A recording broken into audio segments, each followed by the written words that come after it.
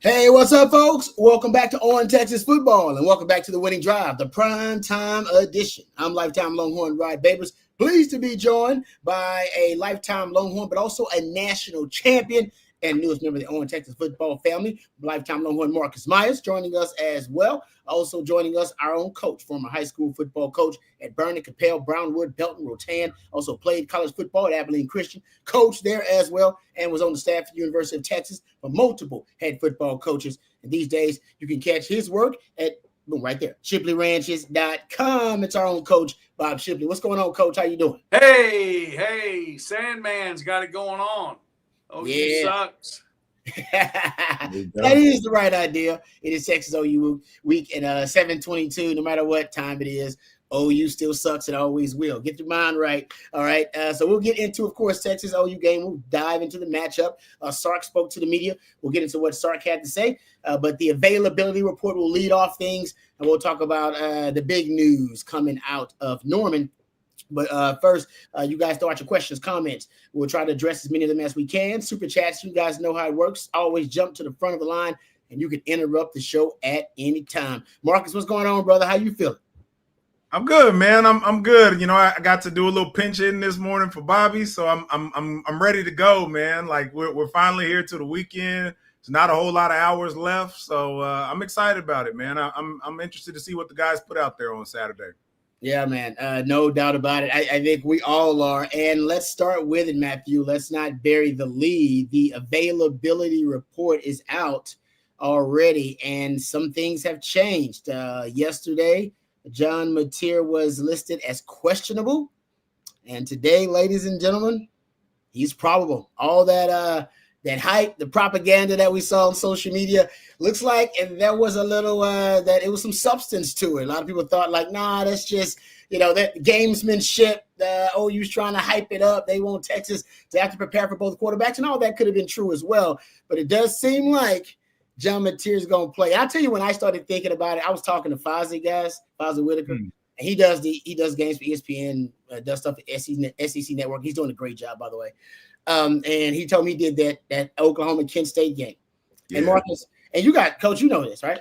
It's, usually when somebody tells you ain't playing, you had surgery, it's very rare that a guy's going to dress out in full uniform. Matter of fact, I don't think I've ever really witnessed it, that a guy would dress out, because it's a lot. For those who don't know, putting on the pads and everything, it's a lot to do that. He said that dude came out full dressed for the Kent State game, even though everybody knew he wasn't playing. He just came out.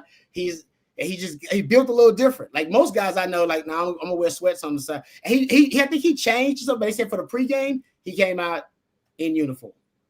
Well, Rod, he was dressed the whole game, and they showed a clip of him talking to like a little kid. There was like a fan, came up to him on the field. It was like, why didn't you play? And he was like, oh, I hurt my hand. So he shows him, the little deal. And the kid says, are you going to play next week? And then it cuts to like another clip of him walking, but not the response. So, hey, I just, when I heard that story, I was like, oh, I don't know dudes who do that. I don't know dudes who do that. He's built different. It's a different kind of quarterback. He's the kind of quarterback coach. When you watch his film, he seeks out contact. He's a guy that looks, he's trying to, actually initiate contact with guys. Usually quarterbacks shy away from that, and you coach them to shy away from it. He's built a little different. And I think when I heard that story, I was like, yeah, that dude's going to go if he can go. And along with the Chipotle story, I don't know if y'all heard the Chipotle story. Some people say it's fabricated, made up, whatever, but they got an actual OU like news story about the Chipotle guy. They were interviewing him and everything. And he was like, hey, at Chipotle, he told me he was going to play. That's why you got to love college football. Only in college football will the Chipotle guy get a real interview and him going on the record to say, oh, no, the quarterback told me he was going to start. And the Vegas line starts shifting because of the Chipotle tortilla guy. What a sport. I love it. He can start the game. My question is, does he finish it? I hear he had surgery. Everything's fine and all that. But at the end of the day, man, you got to strap it up and see what, happens when he gets out there. But, you take a hit or two to that could definitely impact how you grip the ball. So hopefully our guys are punching at it when they're trying to take them down. Yeah, especially when you look at OU's offense. They've got 4 offensive linemen either listed as out or doubtful. Mm-hmm. So it makes you wonder, are they doing what's best for that quarterback? I know he wants to play. If you want to ask him, he wants to seal his legacy in this game. Yeah. But at the same time, we're halfway through the season. We got a lot more games to go.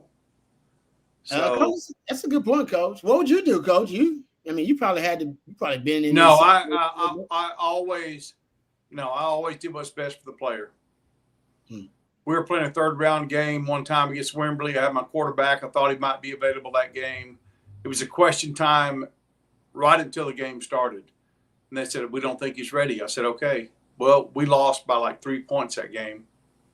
And could have won the state championship with a quarterback back, but not at the expense of that young man's health, So,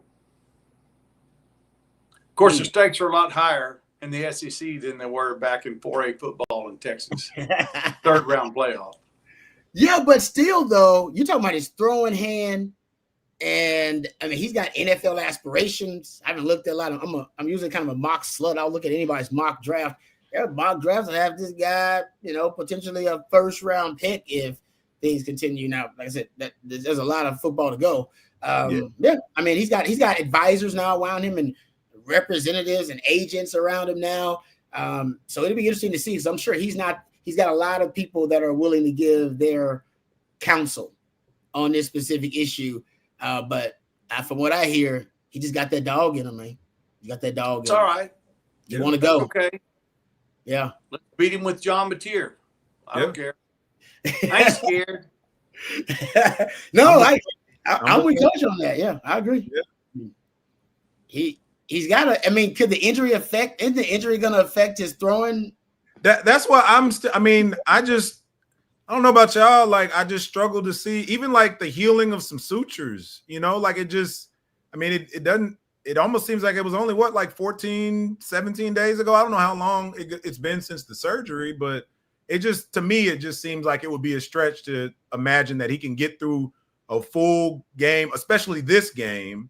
And his hand just be perfectly fine. Maybe that's the case, but there's also a portion of me and Coach Rod, y'all let me know what you think too. But we've also seen at times, sure, there's been, some sample sizes that shows a first-time quarterback has done okay in this game, but overwhelming majority of the time, like a quarterback being in this game for the very first time has been a challenge.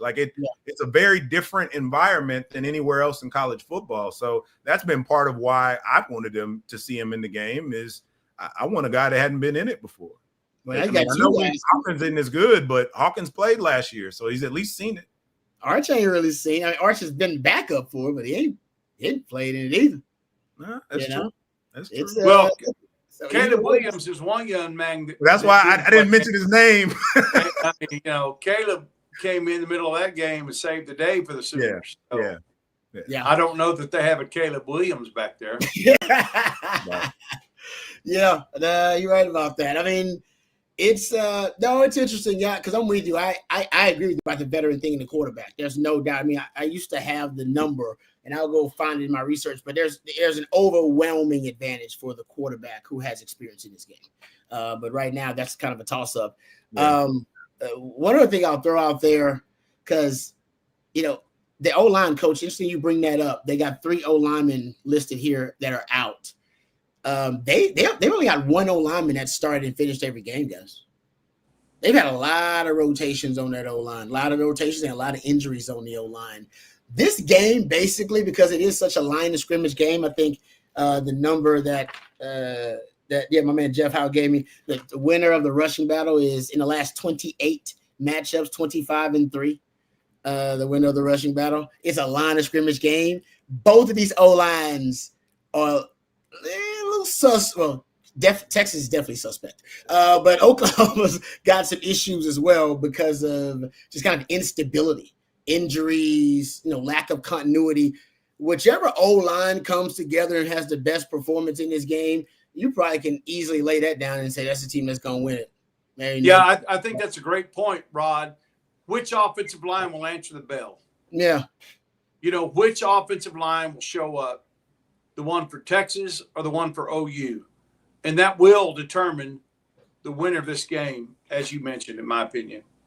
Yeah, you mentioned too, Rod, about talking with Fozzie a little bit, and I heard a podcast he did with Teddy Lehman and somebody else. It was actually a really good podcast, really pretty balanced. Like they weren't just on full blown like homerism. And so before I say this, the chat goes crazy. Let me acknowledge our O-line has issues, right?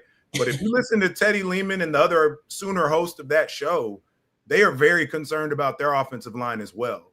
So much so that they talked about how Kent State had a lot of success against their offensive line. So, there's opportunities out there. Whether or not you seize it, is up to the guys on Saturday. Yeah, there's no doubt. But it's happening, ladies and gentlemen. John Mateer is going to play. So I'm with Coach. I think that's dangerous because Texas defense can be aggressive. I don't know how many times he can end up getting hit on that hand. I mean, I don't know if he's going to wear something protective over it. I'm really interested to see what the approach is going to be for John Mateer. He's going to, like I said, wear something over it to protect it because, man, going to the ground, if he runs the ball at all, any contact, I would assume, is dangerous. I'm going to say he doesn't play unless they get behind and they feel like they have to have him. Ooh, okay. I got that. Emergency situation quarterback. Right. Yeah, he's probable. He's available, right? But again, like how much do you actually count on, being able to use him? And, the flip side of that too is now we get Manny back. So that changes how we can play defense, right? Like we may be able to load the box a little bit more, be able to focus on whichever quarterback is back there a little bit more because you're more confident in, your top DB being back. So I think it all kind of plays in hand. Plays in hand. I see what you did there. Little pun. Sandman says, target the hand, like sweep the leg. It's not his helmet, right? It's not a penalty. It's not illegal either. I mean, that's a hand out there. Colin Simmons, oops, didn't mean to step on your hand there, John. Yeah. Exactly. I'd imagine everybody's gonna be really protective of John Mateer's hand out there. Let's talk about Texas side of things. Malik Muhammad definitely was missed. I mean, in the last game, turns out, I think, a lot of folks out there were wishing going up against Dallas Wilson, who made all those plays, Vernell Brown. You definitely needed a Malik Muhammad. Could have swung some of those plays in your favor. It looks like he's probable. I'm going to say that means he's going to play. Like he's definitely going to play, and he's going to soon up. I mean, it's his last Texas OU game. It's going to be hard to keep that dude off the field. So that's good news. And Parker Livingston, that one I'm not sure about. That was an ugly hit, man. Yeah. Guys, he did come back in the game, though, in the second half. I'll give him credit for that. Now, I don't know what happened behind the scenes to get him ready to go back out there, and that ain't my business. But he came back out there. But I do wonder if he's going to be a bit of a pitch count. And that's your leading receiver yards-wise, I believe, with Parker Livingston.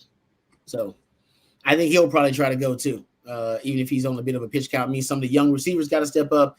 Got like Dalen McCutcheon. You got Emmett Mosley now. Yep. Who looked good. He played more than I thought. I thought he was going to play in that Florida game, Coach. Yes, sir. Looked good. He looked really good. I like Mosley. Mosley. But yeah, Livingston, I wouldn't, obviously I wouldn't rush it with him if you don't need to. Like I said, that was an ugly hit. CJ Baxter, doubtful. This is a line of scrimmage game. Given that rushing stat I just gave you, I think the leading rusher in this game averages in the last like 10, 15 years, averages over 207. The leading, like the team that's the leading rusher in this game. Right. I have a hard time believing Texas can get there without CJ Baxter. Or getting close to that. Honestly. I don't think either team does, honestly. I have trouble seeing anybody getting to it, but definitely we're not getting there without CJ. I'll just be honest. Yeah. So there you go on Texas' side. CJ Baxter definitely out. I will say this too about just while we're talking about John Mateer and his availability. It's still difficult for Texas just because you definitely have to have multiple game plans ready to go now. I mean, and you got to have them like the guys need to be well versed and prepared, like Coach says now, throughout the game to switch it up potentially.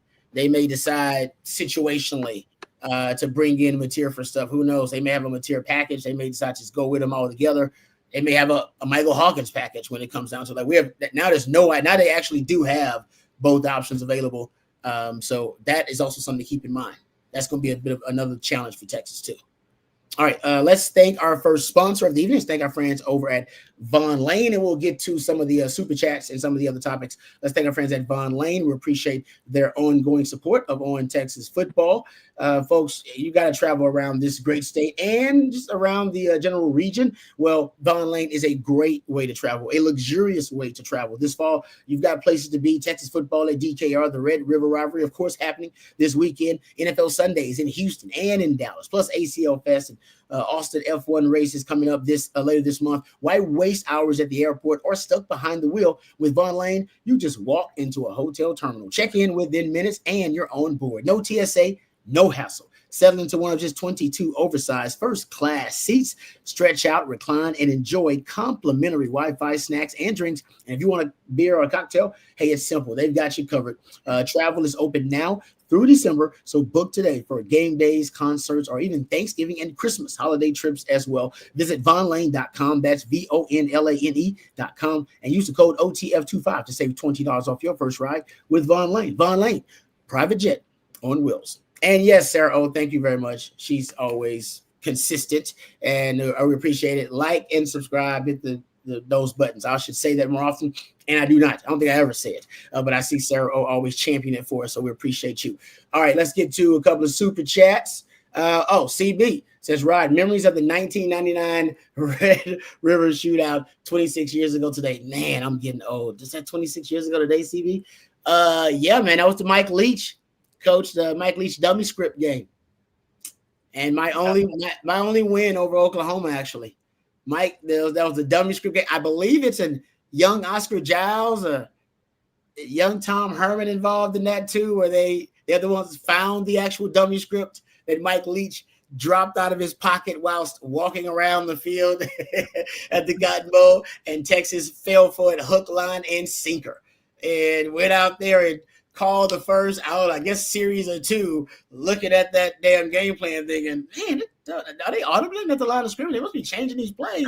No, they were not changing the plays. They knew Texas fell for it, and we got down double digits in that contest. It ended up coming back. I believe, man, we got a lot of interceptions, if I'm not mistaken. Man, that's how we came back. But either way, came back, won the game. And, hell, I thought, this is how Texas OU is, baby. We win no matter what. So 2000, Robbie's first year as a starter, we come out there. Bob Stoops, first year as a coach, second year in 2000. We come out there, oh, man, we're going to put it on them again. This is what we do. And, man, that's when I learned my real lesson about Texas OU, about the physicality and it being a line of scrimmage game and the momentum shifts that are so, man, they're huge. I mean, they really do. You can almost feel they're palpable. You can, because of the unique setup with his 50-50 and everything. So that's my first lesson. We got blown out in that game. I mean, and I did not have a good game. That team went on to win a national title. But that's what really set the new standard for Texas OU during my era, because Bob Stoops upped the ante on Mac. Mac was sitting pretty. Mac was feeling pretty good about what he had done. One had a Heisman already, beat Nebraska, had a signature wins already, had a #1 recruiting class already. That was like in Mac's first 2 years. Mac was like, man, I'm sitting pretty. I'm going to be here for the next 10 years. And then Bob Stoops came along, won a national title in his second year, and Longhorn fans went, hey, Mac, it ain't good enough. Same thing they doing with Sark right now. That's the standard. You can come in here and do all this great stuff, and then if somebody else win a national title, Longhorn fans go, listen, man, you need to pick it up. You need to, and I know Sark is thinking, man, I've been putting in a lot of work. Remember that comment he made? How about 135 other teams go to Ohio State and go to Florida, see how they do? That's Sark figuring out, like, oh, damn. Yeah. These expectations, they stay high. They don't, like, you become a prisoner of your own excellence at Texas. You do. And that's when, I'll say this, it brought out the best in Mac. That's when Mac felt a sense of urgency after that. And remember, Bob Stoops kept hammering on the MAC team. Good MAC team. MAC teams winning 11 games, double-digit games, and then go into that Red River rivalry and get it. And Mac had to understand what that rivalry was about and built his teams to beat Bob Stoops' teams. He started, and that's when he finally did it. 05, and then Mac went on his run. Boom, Mac had built his teams to beat Bob Stoops. He had, but Bob Stoops was a hell of a coach. A hell of a coach. And Bob Stoops brought in that air raid, and he had his defense, and that was an identity to that program. And Mac had to build the Texas identity to beat Bob Stoops' identity. And so that's why you had that run for Stoops, and then you had a little run for Mac, and then they kind of had their, kind of back and forth there. The two all-time great coaches. So that's why once you have a coach that knows how to coach in this game, that's big too.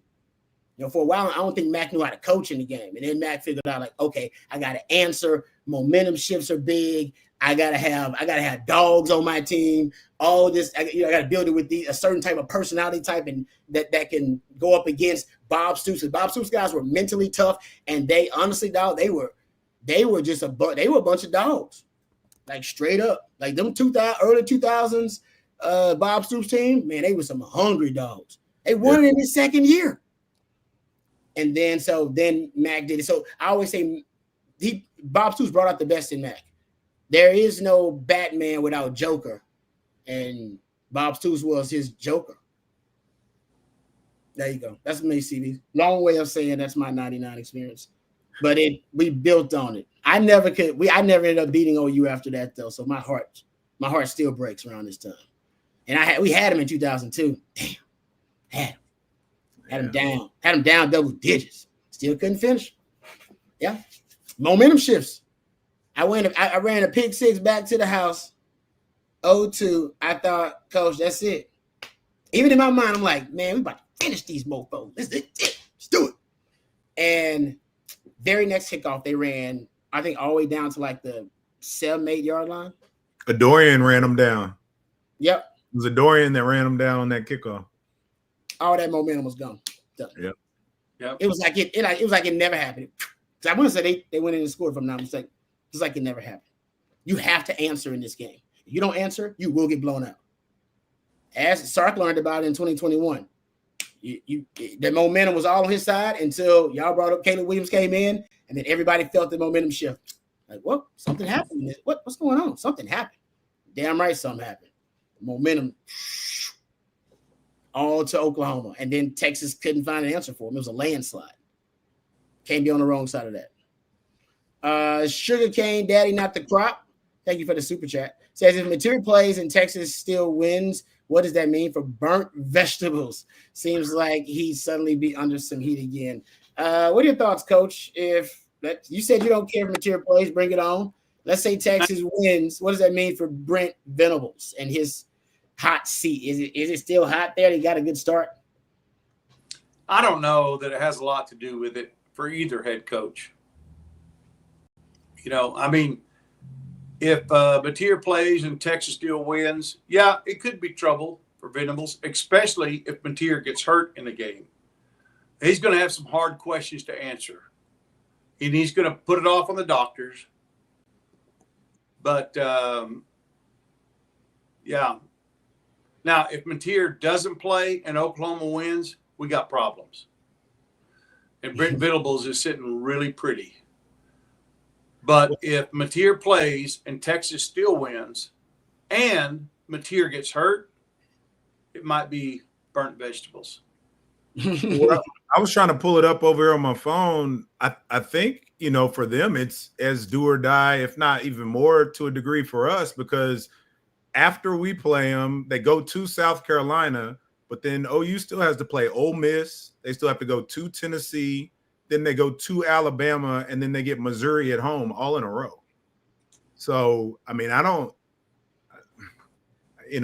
pretty confident that regardless of what happens, Sark is still going to be around. But people are already calling for Venables' head. Things could quickly kind of go off the rails. And to Coach's point, if you're putting a kid in that's not all the way healed, I don't care what they say. I have a hard time understanding how the human body heals from a surgery that quickly. But hey, cool. They put him out there, so be it. But I imagine, Coach, to your point of not wanting to risk a kid, right? Like, yeah, maybe I would have won that state championship, and then the kid re-injures himself, and there's more of a, issue down the road for him and your team in future games. So, if they put him out there and he gets dinged up to the point where he can't play going forward, I don't see Michael Hawkins going through that gauntlet and things could get off the rail pretty quickly. So I would imagine if they lost to us, stuff really could heat up pretty quick for BV out there. Well, let's go. I think he's done actually a decent job. And I know some Oklahoma fans will disagree, and some Texas fans. They're going through a lot of changes behind the scenes at Oklahoma. Agreed. You know what I mean? And don't people realize that, like, even at Texas, that affects you as a coach at university. Like, that's why Mac would always talk about the BBs being in the box. It really helps when there's unanimity behind the scenes, when the athletic director and the president and the chancellor and all these people, when they're on the same page and everybody is focused in the same direction on the same goals, man, it's like CDC talks about it. Like, Texas is a force of nature when that happens. And Mac, the BBs in the box was his example of it. And they don't really, I'm not saying they don't have that at Oklahoma, but they're getting a new AD. They just had one of the best ADs in college sports history decide to retire. And remember, they're kind of changing, like they have their own unique approach to NIL and revenue sharing, that they want the value system and all that kind of stuff there. He's had how many coaching changes? He's went through multiple OCs because Jeff Levy with him, and multiple DCs too. Because remember, now he's calling the plays now. He hired some guys, but he's calling the plays. That's also why they're pretty damn good too. Let's not forget that. Remember, Venables in the offseason, I'll give him credit. He said, it was like, why you want to do this? He's like, because I'm good at it. Yeah. I think he literally said it. They were like, so why you want to call the plays? Well, I'm just hiring somebody. He's like, I'm good at it, man. That's what I do. That's kind of how Sark feels about it. And he is, though, right? That's what Sark wants to say, but he knows Longhorn fans will break out the receipts on him. What about your red zone offense? Yeah. What about your third down offense? He wants to say that too, but that's how Sark feels about. He's like, I'm good at it, and he is good at it. By the way, he is good at it. This is going to be an interesting chess match. I hear they hate me talking about interesting and seeing chess match with Sark offense and Brent Venables defense. Yeah, because this is the first Texas OU game, I believe, where he's going to call defensive plays. Mm-hmm. So straight up, him and Sark going at it. That's going to be nice. That's actually, for a football freak like me, I can't wait to watch that little chess match. I'll say the Venables got a bit of an advantage with this front. You hear what they're going to call their defensive line? Did y'all hear what they got a nickname? Apparently, David Stone wants to call themselves the Dog Pound. Oh, God. I'm serious. I'm not making that up. I hear it. Just sounds lame. Like your mascot. Like if you were Georgia, I would get it. Maybe even like Mississippi State. But like, come on, man. Like whatever. If that works for him, more power to him. I don't. Yeah, I would say they could have got more creative. I mean, I ain't gonna lie. They D-line is legit. Oh yeah, they play like some dogs. It just they play like some dogs. But let everybody else call you the Dog Pound. Yeah. Why are you naming yourself? That's. I always say you can't give yourself a nickname. That is kind of lame. Yeah, you should. Yeah, let the fans come up with your cool nickname. Let them do it. Yeah, I agree with that. That's a good point. Well, Texas will have to deal with that Dog Pound. They probably will have some celebrations ready. How many sacks do we think they're going to end up with? Because they lead the nation in sacks per game. Texas just gave up 6 to a team that had 3 all season going into that game, and they doubled the amount of sacks they had in that one game against Texas. And did it by just rushing 4. They didn't even blitz. They just rushed 4, simulated pressures, rushing 4 sacks. How many over under on how many sacks the Texas offensive line gives up? 4. Got 4. Damn. I was hoping Coach would be lower than that. Better than 6. I'm trying to be realistic. Yeah. Oh. I mean, based on what we've seen, what else can you put there? No, I'm with you. I agree with you. I don't disagree with you at all. I was hoping you'd be lower because I know you know what you're talking about. But no, I feel like that, and also I feel like that's conservative. I do. Yeah. I feel like that's conservative, considering what we just witnessed. And this is arguably the best D-line. Them in Miami, I mean, their D-line is better than Ohio State's D-line. Like it's one like so Brent Venables does a good job of scheming these guys up. He does a great job of designing pressures. We talk about Sark scheming guys open. He schemes pressure. See, he schemes guys free. He schemes free rushers. And that's something that that he does is one of the best out there. So I think coach is right. I think at least 4. I'm gonna go with. Doesn't mean you still can't win if you have a lot of sacks, but that tips the scales. It tilts the scales significantly. Yeah, 4 is over and under, really. Yeah, I think 4.5 is kind of where you should put the over under on that. Not 4.5. That's about it. See, Arch can move though. Truth says it. Truth hurts 55. Arch's mobility is going to be probably behind the O-line, probably the second biggest factor in this game. And the scramble drill and his ability to scramble. He's your leading rusher. And I think most of that is scrambling yards. I wouldn't prefer it to be this way, Rod, but I think it's probably a safe bet to guess he's going to be the leading rusher in this one too. Like I think it would help us tremendously if he wasn't, but I don't see how you don't use him in the run game in some, capacity. Yeah. And it's going to be tough to run against those guys unless, the offense really lights a fire under themselves. And, I know we've talked a lot about intensity and how this game like ratchets up the physicality. Man, the word that just keeps sticking out of my head is really, it's about violence, man. Like you got to be violent in this game. And if the O-line doesn't come in with that mindset, then they're going to have a rough day. Yeah. No, I'm with you. I agree. I think, I'm with you about Arch. He's the one that adds juice to your running game. That +1 makes it difficult to defend. And, I just think he's going to be pressured. We just know that. You're going against a really good D-line. Even if your offensive line wasn't in shambles, he's still going to have to deal with pressure. And I think actually he does a decent job. He holds on to the ball a little bit, which I want to talk about, by the way, because Sark was asked about it. And he had an interesting response to the question about Arch holding on to the ball, which we've talked about, right? 3.2 seconds average time to throw, which is a longer time to throw because he's waiting for some of those routes to develop. But I think ultimately in this game, from what I've watched, you ain't going to be able to move the ball on a long drive against Oklahoma's defense. I just don't see it. 10, 12 play drive. Now, I wouldn't thought Florida was going to do it against Texas too, so I could be wrong, and I hope I am. But you're going to need some chunk yardage plays against this team. And I think if you watch the Auburn game and watch the Michigan game, there were a few shots that those teams took, and they were able to get behind some of the DBs. And I think that's where you got to attack. Now, how do you do that? You got to be able to protect your quarterback. Max protection is a way to do it. Michigan moved the pocket a lot. Auburn did max protection and got kind of 2 40-plus yard bombs against the secondary. They also use double moves. Now, you need time for those to develop, but if you can get a little bit of time and Arch has the legs to extend plays, you can get behind these Oklahoma corners. Time is your issue. But what I watched, I think several times, I saw Michigan receivers and Auburn receivers. Auburn's got really good receivers get behind them. So I think those are two things. I think you're going to have to focus on taking shots, but make sure they're calculated shots. But that's the way you're going to have to, I think, move the ball. I don't know if you're going to be able to put together, because to have a long sustained drive, you need a running game. Texas doesn't really have a running game. And that, I think, and to throw the ball on third down against the best third down defense in college football doesn't seem smart to me when you're one of the worst third down offenses in college football. So I would throw in early downs.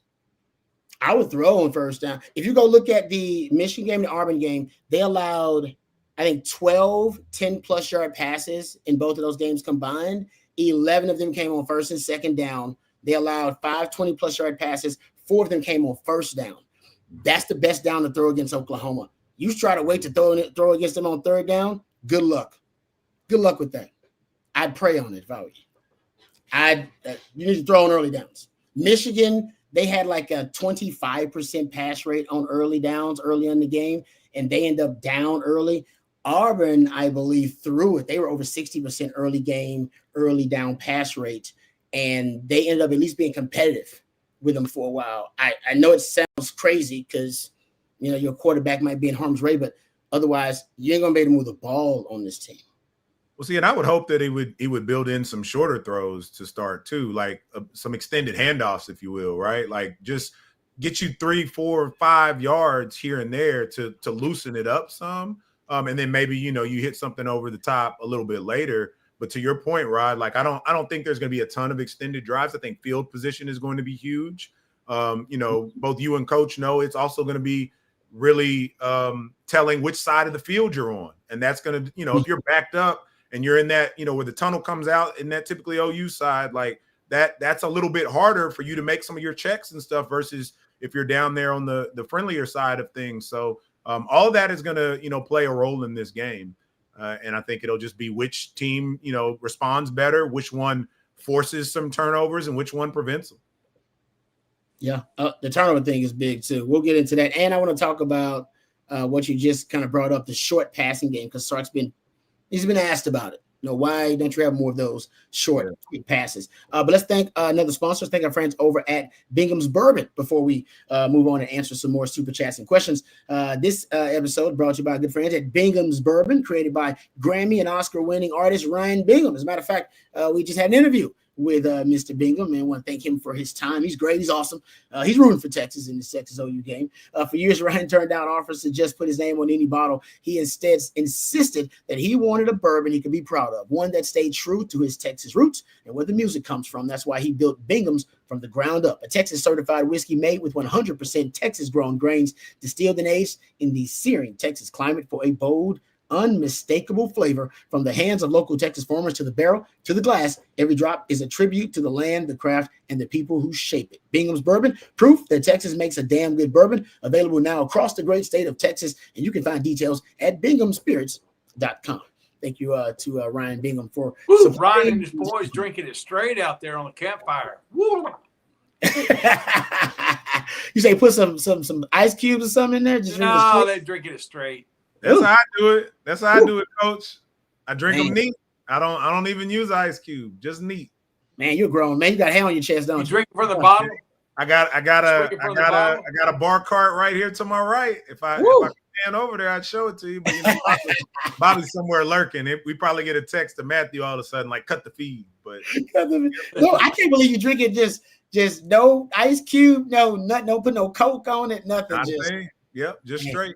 You're a grown man for that one. I ain't gonna lie. I respect it. Respect.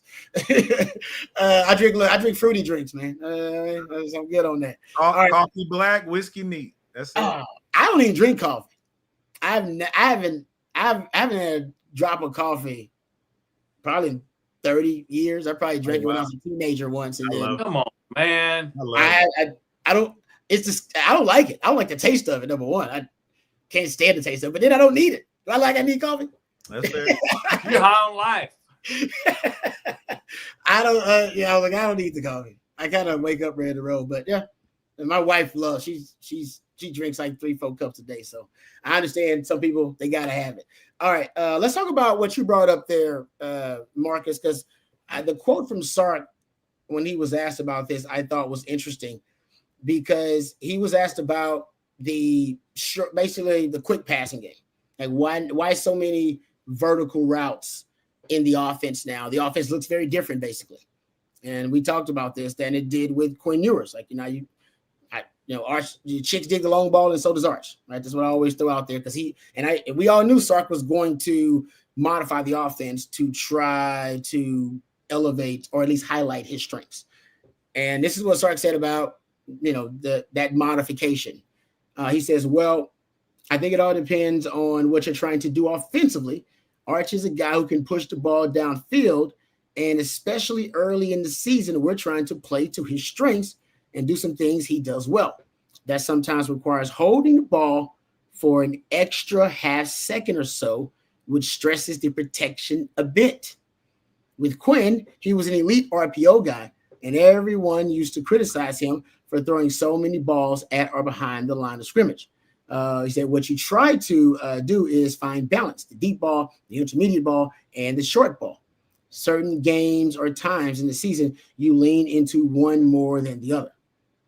All right. So he said, if you're throwing a lot of quick game RPOs and screens, the number is going to be really low.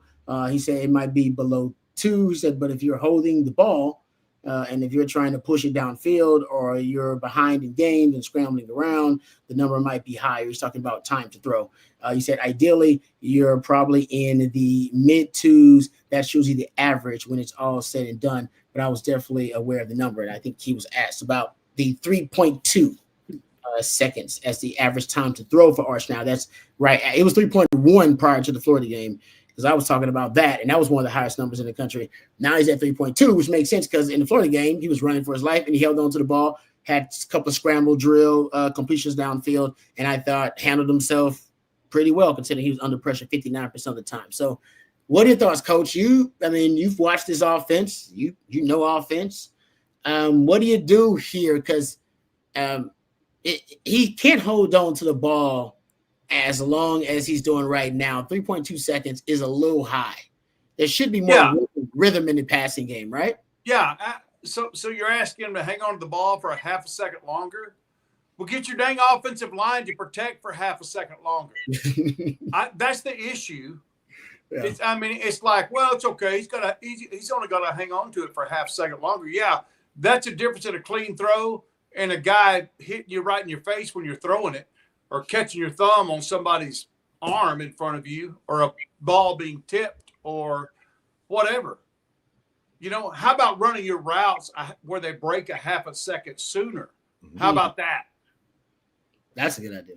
I know it depends on the depth of the secondary and all that stuff, but as I've said, let's go back to the original all gas, no brakes, which was no huddle, fast pace, tire the defense down, throw those quick screens out to the side, make those guys start sucking wind, and it makes cowards of them.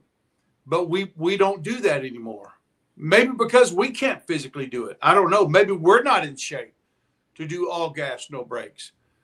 But don't just throw it out there like, oh, he only needs a half a second longer. Yeah, half a second longer. Yeah, that's going to get him killed. We need to clean that half second up, shorten your routes half a second, or get your line to protect for more than half a second, or do something else. Do some of those short passes that are just extensions of the running game, and give your offensive line a little bit of break and make the defense have to run sideline to sideline. I don't understand that. I don't. And to your point too, Coach, it then all feeds into complimentary ball. So if I get it. Like if you want to play to his strengths, but then you also have to play to the strengths of the team. And if the team isn't giving him time to do the thing he does best, throw a deep ball, then you got to switch it up. And if, to your point, Rod, if you're not doing something, getting a little, some yardage here and there and staying at a 3rd and long, well, then what's that end up meaning? Your defense ends up back on the field for a long time. And we know how that gets. And this game is starting at 2:30, in the Cotton Bowl. It's going to be hot out there. The later that game goes on, right, you're going to be more inclined to make mistakes the more time that defense has to be on the field. So you got to do something, to help the offense out, to help them be able to move the ball. And for me, and exactly what Coach is saying, I don't see how you do that with the longer developing routes. You got to be able to hit something that's quick hitting to be able to move the chains a little bit and loosen that defense up some. Yeah, I think he has to understand that. There's no way. So in this game, you won't see more quick game, at least to try to get the ball out of his hands, or to, as Coach said, an extension of the running game. You can still take your shots. And the crazy thing about it, I remember when Sark first got here with Quinn, remember one of the criticisms was he was taking too many deep shots with Quinn. Mm-hmm. I don't know if you guys remember that. I literally remember this narrative. He was taking too many deep shots with Quinn. And I remember because I had a character. Because I always said he was like addicted to the deep ball. He was like that character on the Chappelle Show. Oh, give me that deep ball, baby. I need that deep ball. He was addicted to it. He was just throwing deep balls on first down. Like, what are you doing? You got Bijan. Quit throwing a deep ball on first down for no reason. But he was always, remember that Oklahoma State game? They were throwing a deep ball, a quarterback with a hurt hand, throwing to a receiver with a hurt hand, with a swirling wind in the damn stadium. Still throwing it deep. Like, he was kind of obsessed with it. And then I think he learned, like, all right, you know what? I got to tailor this offense to Quinn's strength, which is just short, quick, intermediate. And Quinn was great. He was masterful at those short intermediate throws. Ball placement, and we can throw it off platform. He got it in great rhythm with the receivers so that they could get yak opportunities. They were always one of the best yak offenses. And he wasn't great at the deep ball, though. Remember, everybody knew that. I mean, he was one of the worst deep ball passers in all of college football while he was a starter at Texas over the time. And he had some of the best deep ball weapons. He had Xavier Worthy, the fastest guy in the history of the NFL Combine. He had A.D. Mitchell. He had some weapons and still couldn't quite get that rhythm on those deep balls. That just wasn't a strength in his game. It is a natural strength for Arch. Arch's strength is not the short, quick passing game, though. Right. And I think maybe that's why Sark hasn't essentially modified the offense to turn it into what it was last year. Because that's not Arch doesn't deliver it where you can get yak opportunities all the time. He doesn't put it route. The ball placement isn't route on the money every time. And I think that goes into Rod, us even talking about how the offense just looks different, right? When he's talking about Quinn being a master of RPO and being able to get it out. And I think that goes along with all the shifts and the things that he wants to do. A lot of those things were those shorter routes. Also goes into your other weapons that you have. There's not a Jaden Blue that you can send out there, send him out of motion out of the backfield. Now you're an empty and I can throw a legit, route, not just a little bubble screen or something. There's not a guy on the team that's doing that right now out of the backfield. You don't have that level of you got some straight line speed, right? But he got some juice to him. He got some wiggle. That changes how you call your plays. But again, with that, like he also recruited it this way. We talked about, how they've skewed things to a bigger guy. So all right, if that's what you're doing, then you got to do something to help your guys out. Yeah. Yeah, he's got to find the balance. Right. Yeah, and he talked about that in his statement too. So we shall see in this game versus Oklahoma what the balance is. All right, let's get back to super chats here. How about this one from Mayo Corn Dog? Thank you for the super chat, Mayo Corn Dog. If I'm PK, I'm sending a lot of blitz packages with Hill and Test Mateer's hand. Do you think we see more man coverage? OU wide receivers aren't. Ohio State's wide receivers or Florida's wide receivers. I agree with you on that, Mayo Corn Dog. Florida's wide receivers turned out they had some dudes out there. They were pretty impressive. Even Sturdivant and Vernell Brown. This guy's a young too. Dallas Wilson, who they debuted against Texas, and of course Ohio State. That's the best wide receiver room in the country. I wonder if you'll be more aggressive if you get a Hawkins out there and just say, man, there's no way. Hawkins already is a 50-50, coin toss in terms of his accuracy anyway.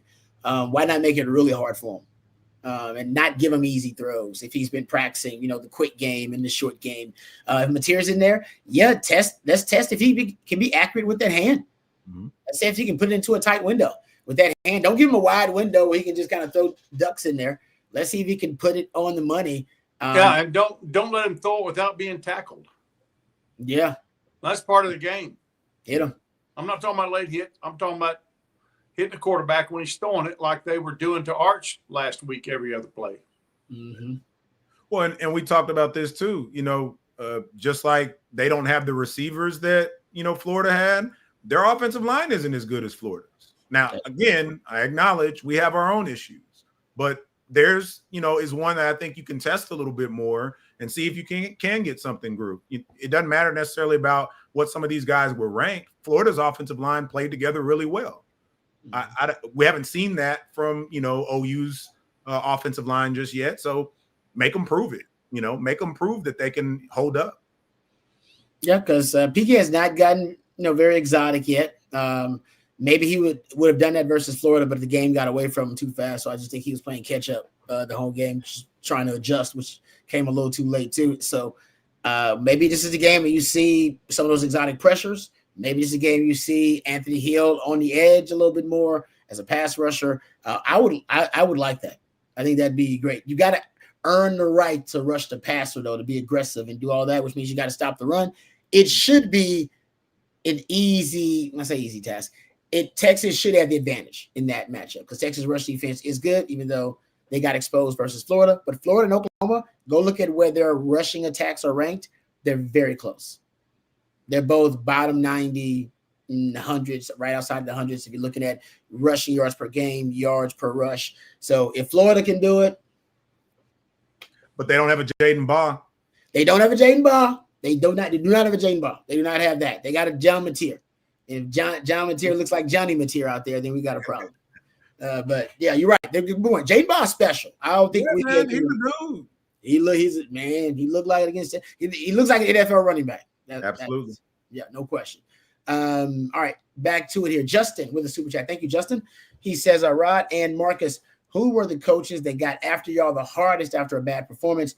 And Coach, how did you approach your guys after a bad game? That's a really good question. I actually asked Ryan Bingham this because I was like, after a bad show, what do you do? Like, I'm sure you're a great artist. You had a bad show. What do you do after a bad show? And he gave a great answer. So go check out the interview. I won't spoil it. But yeah, Coach, I'm interested to hear what you do after a bad game. Like, how do you approach it? Yeah, well, it all depends on whether you win the game or you lose the game. You can win the game and still have some bad performances, and you get after their butts when that's the case. When you lose and you had some bad performance, you got to be a little bit of a psychiatrist. You don't want to break their spirit. You don't want to tear them down too much, but you want to get the point across to them that this effort or this performance will not win games for us. So let's talk about and think about what we have to do to get your performance up to the level that it needs to be at for us to win. That's the only way you can approach it as a coach. You can't just tear them down all the time. When you win, you can really coach hard because we won. They don't take it personal. When you lose, sometimes a player thinks that you're taking it out on him. Yeah. And I'm the reason that we lost. And so you've got to be a little more careful on, say, we have to approach this, not you. We have to do better at this. We have to do this. We have to do that. And work it into where the guys understand what you're saying, but it's not so personal. And they don't get, butthurt or whatever you want to call it. You're freaking being paid a lot of money to play football at the University of Texas. You ought to be able to take it. But some of them are 18, 19 years old. So they can't. And that's just the way that we're wired as human beings. So after a bad performance, you've got to approach it as, okay, man, we messed up. What can we do better, to for this result to have been a win? What will we have to do to be better? And let them answer the questions. They're no dummies. They know. Yeah. They know. Let them grade themselves. If you let the kids grade themselves, which I always made the kids grade themselves, they almost always grade themselves worse than the coach does. I agree with that. They almost always do. If they don't, you got a problem. A guy that can't handle the reality of overcoming adversity. Yeah. Well, it's like you said, Coach, they know when they messed up. And then the other thing is when you get in that film room, you're watching it with your boys, they're seeing it too. Like, they're not going to let you off the hook for that. And we talked about it a little bit this morning on Coffee and Football, me and Will, Rod. And I mean, I think this will resonate with you. If that bad performance was a loss, that coach was Mad Dog. Yeah. And I didn't have to do a ton of it, but I did enough of it to where it was not something I wanted to face. And so, I think it was less about getting on us. It was more just that reminder of this is what the standard is. I'll be honest, more than anything, I was always on our teams. I think a lot of times, we felt the worst amongst ourselves. It wasn't necessarily the coaches. Like, we knew we let one another down. And so we had enough guys, to be able to kind of, get on one another and understand that where it was coming from and that it was warranted. And that you had to do your part to change it. But if that game was a loss, Mad Dog owned that Sunday, and it was not a good Sunday. Yeah, man. I crawl before you walk. We didn't, like you said, we didn't do it a lot, but that was brutal. Oh man, I remember that. I think the Coach Withers is who before Coach Akin, that was Coach Withers. I don't know if you guys remember Coach Withers. He ended up coaching at Texas State, I believe. He was the head coach at Texas State for a little while too. Coach Withers, man, my introduction to college ball, that when you messed up, a coach would let you know. He probably was the most brutal that I remember. Even up until NFL, like, he would give you the business. He'd give it to you on the sideline too. Like, he would, and you had it coming, but he was old school. Like Coach Withers was old school. He had chewing at the dip in his mouth. It did old school. He would get on the country accent, and he would just you dreaded coming back to the sideline because you knew he was waiting on you. Just waiting on the sideline, and he get closer to you. Come. He dog touch you all the way to the bench. You just like, hey, coach, come on, man. Like, I just gave him a third down. I don't need to be done. But he was old school. That's how it was. It's just like, all right. So he was probably the worst when you had a bad game because Coach Withers get on the whole room. Everett. Oh yeah, Everett Withers. Oh yeah, no doubt. Coach Withers was cool, but Sweetwater, Texas, by the way. Yeah, I say he give you the business, man. I remember that was the Arkansas game, 99. We lost in the Cotton Bowl. Man, I would say like benched Irvis Hill, and then they got into like an argument on like the bench, and then coach just say, "Babers, get in there," and I was like, "What the hell? I wasn't what?" And it was like, boom, just threw me into the game, like just like that. Like Coach Withers was he could get volatile, like he was emotional. He was just an emotional coach. He was cool though. So again, taught me lessons as a man. All right, let's get to our sponsor, or one of our sponsors. Let's thank our friends at IP Vanish before we enter some more super chats here. Let's talk about IP Vanish. Nothing kills game day like a blackout or a blocked live stream. IP Vanish VPN keeps your connection private so you can bypass restrictions and watch securely even on public Wi-Fi. And there's more. With IP Vanish Advanced, you also get a secure browser that blocks trackers, malware, and viruses, plus 1 terabyte of cloud storage to back up your files. That means your streaming stays private, your browsing is protected, and your files are always safe. Right now, On Texas Football listeners can save 83%, just a little over $2 a month for all-in-one protection. Go to ipvanish.com/On Texas Football. That's ipvanish.com/On Texas Football, or follow the link in the description of this episode below. Thank you very much to our friends at IP Vanish. Back to the super chats here. Christian says, I agree with you, coach. Let's go with a fast-paced offense in the first 2 drives to see if they can move the ball and wear that OU D-line out. You know what they should have – know what I was thinking about this, Christian? And thank you for the super chat. That Michigan game plan wouldn't be bad. The Michigan game plan would not be a bad game. Remember that D-line was supposed to be stacked. It was. The NFL players on that D-line. All right, and you had a really aggressive D coordinator, Wink Martindale, who was trying to get after you. And what does Sark do? We're going to work the perimeter. We're going to work the edges. Work the perimeter, work the edges, because you do want to stay away from like the middle of that D-line because they are stacked for real. So I don't know. Some of that Michigan game plan wouldn't be a bad idea. Now, you ain't got a Jaden Blue. That hurts because he was a big part of that game plan. You ain't got a Matthew Golden, but you got weapons. You got what you got. All right. But you said it earlier too, Rod. You don't have a Quinn Ewers. Like that was his strength. Like he could nail that pass all day, every day. You know, so pick your poison. What about that little swing screen? Bring that swing screen back. Remember the swing screen where you just swing running back in the back? Yeah. But like you said, you got to hit him in stride. If you don't, it kills the whole damn swing screen. If you don't hit him, but I seen Arch do it. What was that? The Sam? Maybe it was UTEP game. They broke it out in one of these games. I wouldn't say maybe in the UTEP game. So they have it, but that's what practice is about.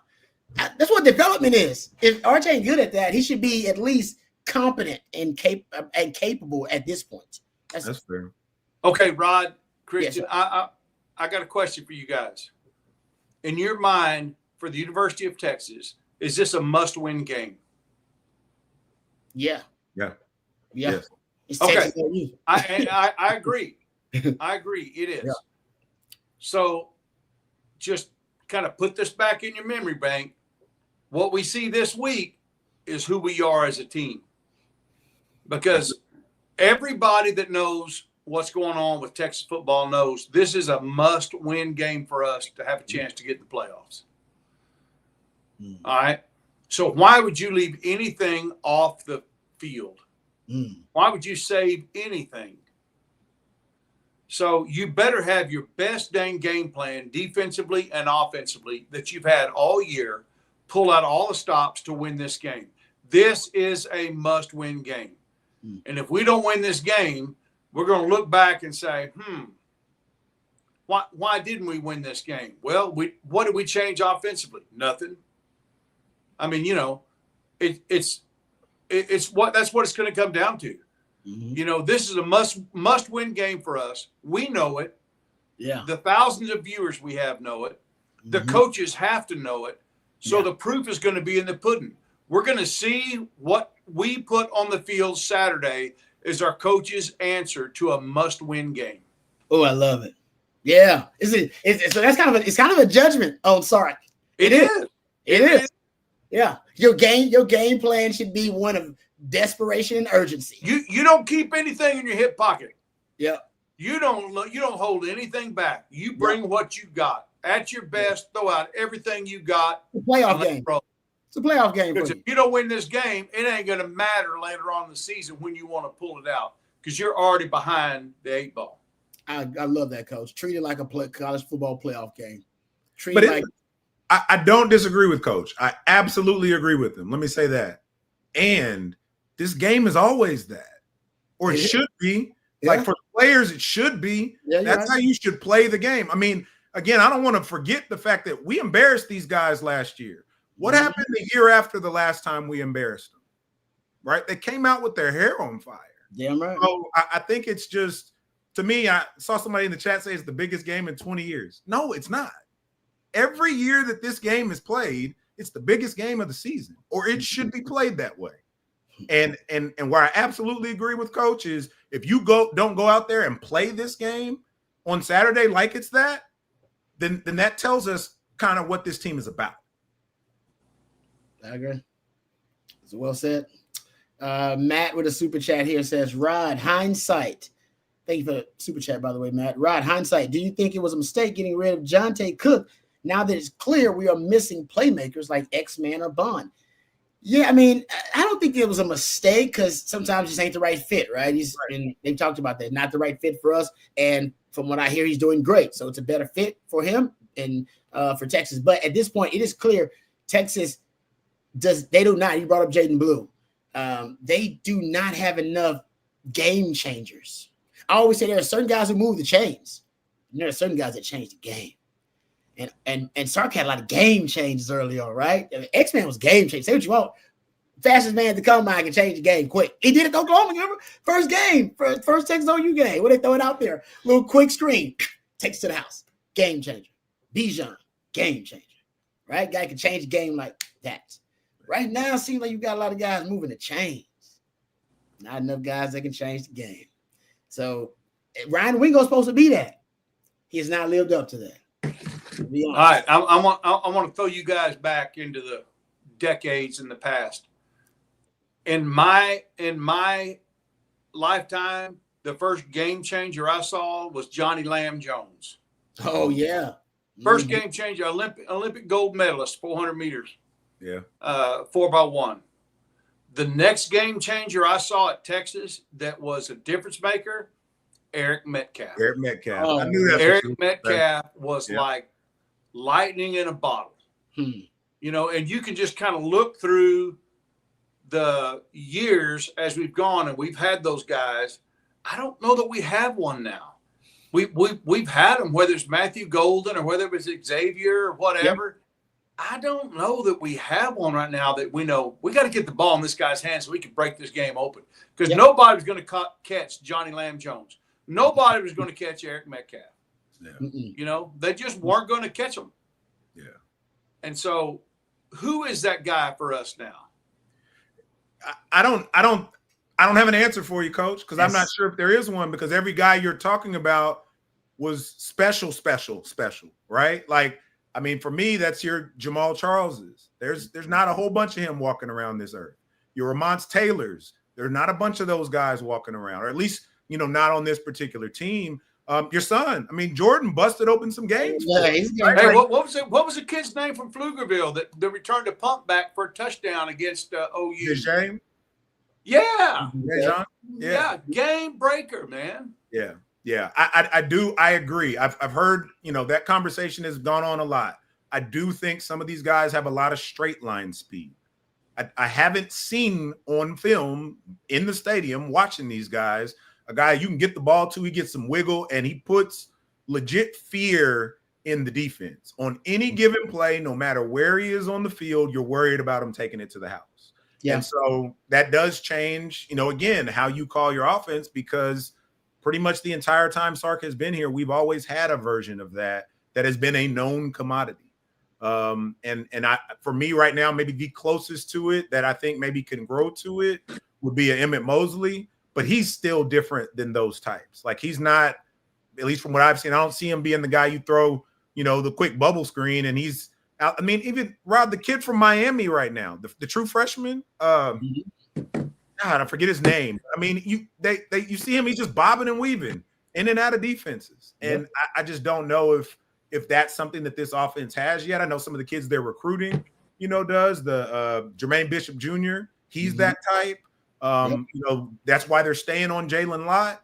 I know people hate it when we bring it up, but DeCorian Moore, that's why he would have been nice here. Those are those game breaker type of players. And I'm just not sure that this offense has that right now. Yep. No, I agree with you. I remember even when Nick Saban, first time he played Texas in that national title game, the one that Colt got hurt in, he said, we gotta keep the top on 26, and he's talking about DJ Monroe. He literally like that guy. You gotta watch out for that dude. Like he knew the numbers. Like we gotta watch out for that dude. That dude can break the game wide open. Those kind of game breakers you got to be aware of. Okay, let's get to another super chatter. Lane, what kind of runner is Ott? He asked. OU insiders expect him to have a bit of a coming out party. I know he was great at Cal. Yeah, he hasn't. I mean, they got Torrey Blaylock is his name. Yeah, I think that's what you're talking about. I think it's Torrey, but I believe that's his name. But he's the leading rusher right now. It seems has taken over, and I think Mateer actually steals the second leading rusher, if I'm not mistaken. So I think they've been trying to use him more in the passing game, but he has not had the impact that most people would have thought. And I liked I loved what he did at Cal. Oh, thank you. There you go. Yeah, so, honestly, when they got him in the portal, like my immediate mind was like, man, you start your portal season off with John Mateer and Jay Knott, like that's a hell of a start. He just hasn't done much to this point. I mean, if it's his breakout game, so be it. I'll believe it when I see it. To this point, you are what you are. But, I guess for them, if he were to have a breakout game, this would be the one to have it. Again, I at least from what I've seen to this point, I'm not overly concerned about their running backs. Maybe he changes that. But, their running game to this point has been John Mateer, like full stop. So, well, last week against Kent State, Ott had 11 carries for 49 yards. Against Kent State. State. Wow. I don't know what's going on with him. That's not impressive. Not against. I don't know. Is that fully on him? Right? Like, I think I've seen some Sooners in the chat say their offensive line is not good. So, I mean, if you can't block it up, it's hard regardless of who you put back there. True. As we're seeing. I was going to say Texas knows that all too well. All right, let's thank our friends over at South Point Dodge. We're answer one more question before we end tonight's live stream. Let's thank our friends at South Point Dodge. You can score an easy extra point this season when you get to the point with our friends over at South Point Dodge. South Point Dodge has over 600 vehicles in stock right now, including the all-new Ram 1500, the 2025 Ram 1500. Get the real deal today and drive away in the all-new Ram 1500, proven to last. Plus, you get employee incentive pricing. That's right. You pay what the employees pay. Right now at South Point Dodge, that's their fancy way of saying that you get the employee discounts at South Point Dodge. You won't find a better deal than that, whether you need a car, truck, something new, something used, a trade-in, whatever you need. South Point Dodge pride themselves on being Austin's automotive everything. Go see them on 535 in South Austin, or go to southpointdodge.com. You can check out their inventory there as well. So get to the point with our friends over at South Point Dodge. All right, last question here. How about this one from Robert? What is this team missing? They just don't have it.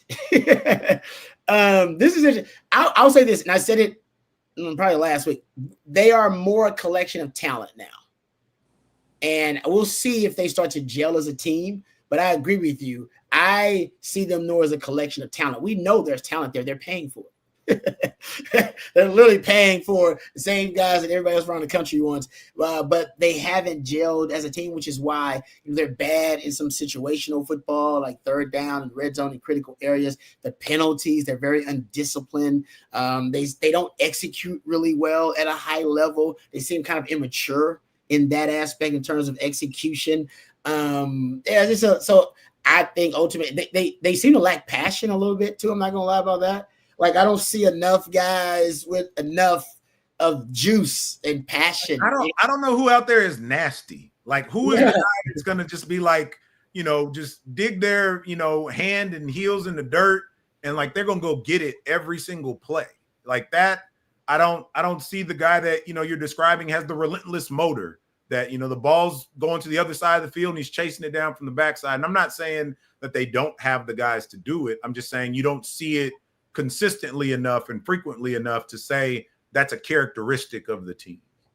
Yeah, you just see they really haven't played a whole full 4-quarter game. Haven't played a complete game. Yeah, that's part of it. Just part of being a team is playing a complete game in all 3 phases, complementary football. That's what I'll say. And I hope it's not true, but I don't know. They seem to be dealing with a little bit what Nick Saban calls the success flu as well. That's the term Nick Saban uses. Like when there's been a success, seems like there's a lot of the guys that used to leave his teams, his championship teams, and he would say the rest of these guys left over got success flu. They caught it. They caught it from the guys who had success and actually left. They got the success flu. Even though they haven't achieved it, they got it from the guys who did achieve it. They were part of it, but now they got it like they had achieved it. And they've lost some of that tenacity and that hunger. And he said, we got to reprogram. He used to talk about this all the time. He's go to sales convince, talk to people about the success flu. Don't get the success flu. It's a big Nick Saban term. And I think for Texas, got to avoid that success flu. Remember all the preseason hype? Arch Manny's going to go number 1, going to win the Heisman. First time being number 1 preseason polls. It was a lot of that. It's like, did they deserve it? Nope. Everything is earned. Yeah. That's what they got to figure. And now they're figuring it out. Like everything is earned. And it's better that way anyway. All right. Thank you guys for watching and for listening. Really appreciate you guys. Thank you to Matthew behind the scenes. He's the real MVP, twisting and tweaking the dials. Can't thank you enough, Coach. Appreciate your wisdom and knowledge. Marcus, thanks for the expertise, brother. You're a great addition to this team. For Matthew and for Coach and for Marcus, I'm Mike Tom Longhorn Rod Babers. Until next time, hook 'em horns. Welcome. And you suck.